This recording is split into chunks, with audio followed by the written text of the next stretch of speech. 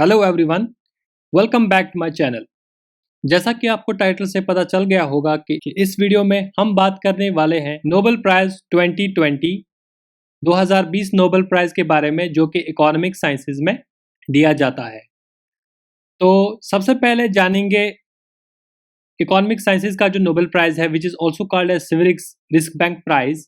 तो ये जो प्राइज है, Nobel prize in economics, it was established by Swedish Risk Bank in 1968, and since then the prize is being awarded by the Royal Swedish Academy of Sciences, Sweden.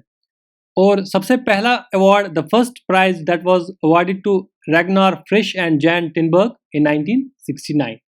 So this was the background of the Nobel Prize in Economic Sciences, which is also called as Swedish Risk Bank Award. Now coming back to this year's prize, the 2020 Nobel Prize for Economic Sciences. So this year the Royal Swedish Academy has awarded the 2020 Nobel Prize for Economics, जिसको स्विग्रिक्स Nobel prize भी कहा जाता है, to two economists, Paul R. Milgrom and Robert B. Wilson, for their improvements to auction theory and inventions of new auction formats. Auction theory पे बात करने से पहले हम बात करेंगे आज के नोबेल लॉरेट्स की। So the prize is shared by Paul R. Milgrom. He is born in 1948 in Detroit, USA, and he is currently affiliated to Stanford University, that is in California, USA.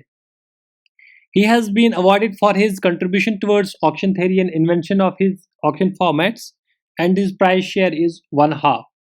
He is sharing the prize with another economist, Robert B. Wilson. Robert B. Wilson is also born up in USA, affiliated to the same university, Stanford University, California, USA, and he has also done work on auction theory, and his prize share is 1/2. Now, if we look at their work, उससे पहले ये जान लें कि what is auction theory.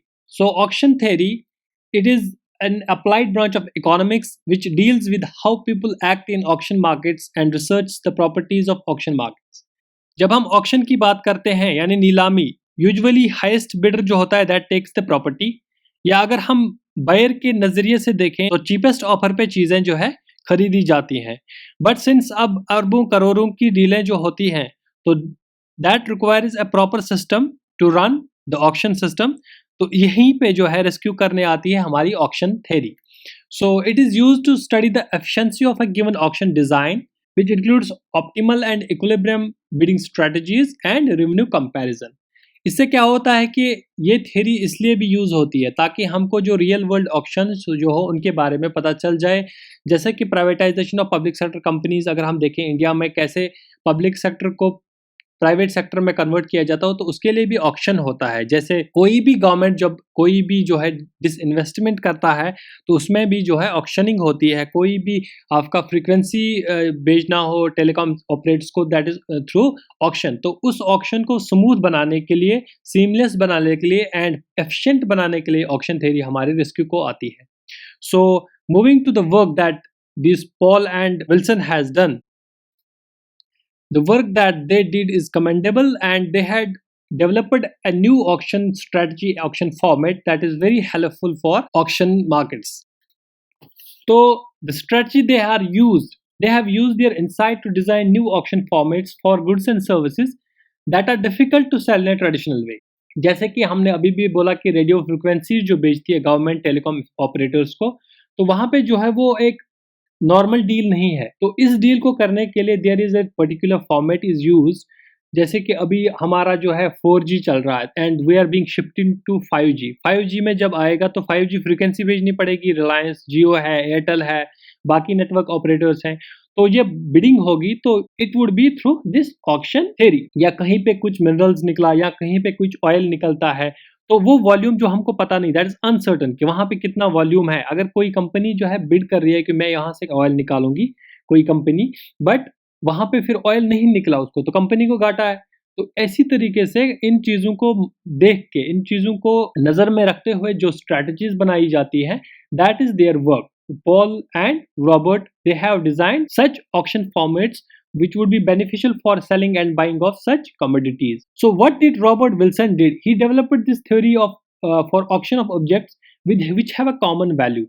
which the value that is uncertain beforehand but in the end is same for everyone. अगर हम यहाँ पे बात करें, विल्सन का कहना है कि जो रैशनल बिडर्स हैं they will always place that bid which would be lower than what they actually believe is fit for this auction. यानी बिडिंग वो लो रखेंगे पहले से, जो उनको है कि मैं इस अमाउंट पे ये चीज जो है खरीदूंगा, तो उससे बिडिंग जब वो स्टार्ट करेगा उससे कम अमाउंट से स्टार्ट करेगा। That is only because they are worried about paying too much and losing out, जिसको हम जो है विनर्स कर्स भी कहते हैं। यानी सपोज अगर कोई चीज, इसका ऑक्शन जो स्टार्ट हुआ 10 रुपए से स्टार्ट हुआ, तो एक बिडर ने 15 रुपए का वैल्यू रखा था कि 15 से ऊपर मैं नहीं जाऊंगा, दूसरे बिडर ने रखा था कि मैं 20 से ऊपर नहीं जाऊंगा, और आप तीसरे बंदे हैं, आप आ गए सीधे कहा 35, तो आपको तो वो मिल गया, that auction is yours, you have by that property.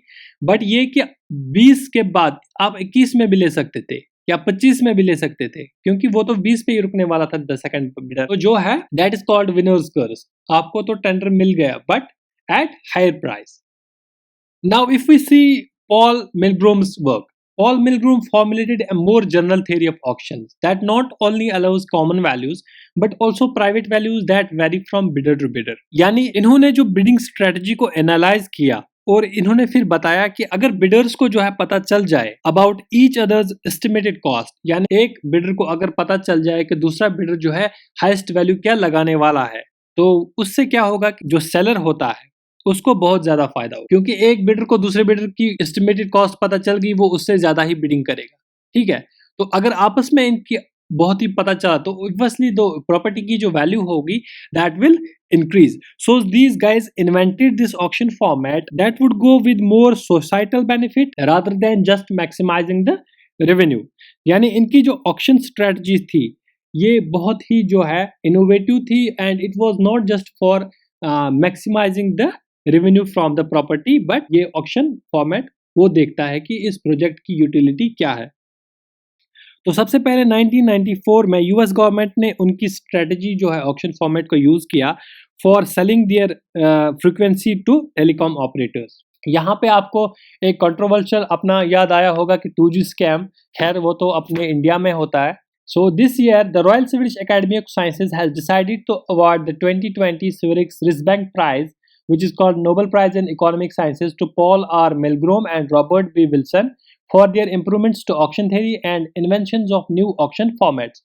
So इनकी auction theory particularly जो इनका फॉर्मेट है auction format that they have discovered that has brought great benefits to the world, जिसमें जो है सबको फायदा होता है, चाहे सेलर हो चाहे बायर हो या even the taxpayers, they are also benefited. So इस वीडियो को यहीं खत्म करते हैं। अगर आपको पसंद आ गया होगा तो kindly like this video, and अगर आपने अभी तक चैनल को सब्सक्राइब नहीं किया है तो kindly subscribe this channel and press the bell icon so that you will not miss the latest updates from this channel।